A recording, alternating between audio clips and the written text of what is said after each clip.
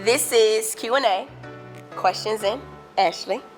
I get tons of messages, emails, DMs about life, money, investments, Amplify. So I'm taking my time out to answer your questions right now.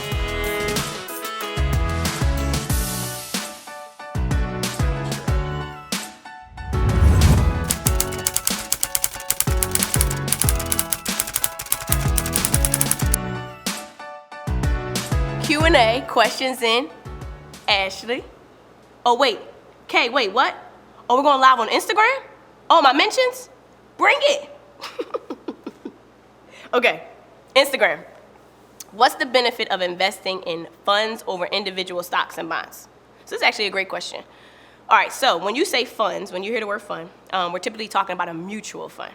So I'm gonna break down how a mutual fund is and how it compares to a stock. So play along with me. If you owned a basketball team, how do you make the most money? Like, what makes one team bigger than another team? The winning team.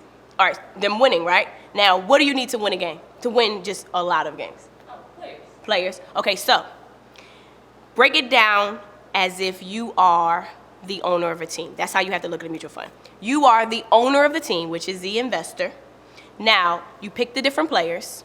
Who manages the players, making sure that they're good, making sure that they're playing right? Who's that person? The coach. The coach, right?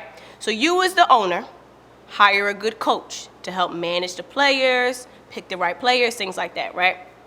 That's called a mutual fund manager in finance terms. So you're trying to find a fund that has a good coach that picks the best players because you want to win, right? Now let's just say you're the owner of the team and you have a player that's not really playing good. What do you do with them? He's sitting on the bench. You benching him, right? And what happens if he keeps not being good? Oh, he's getting traded. He's getting traded. That's exactly what the fund manager does. Look at the players on a basketball team like the stocks inside of a mutual fund. Because when the stocks aren't performing, stocks or bonds, if they aren't performing, the fund manager is going to swap them out and bring in something better. Because the ultimate goal is for each of those players, individual stocks and bonds, to perform so that you, as the owner of the investment, can win. Which in this, to make money, right? Now, look at it when you compare it to a stock.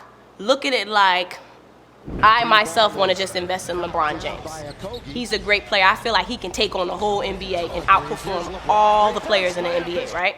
Or I want to bet on the Lakers that has LeBron in it. Matter of fact, no, not just the Lakers. I want to mix and match players.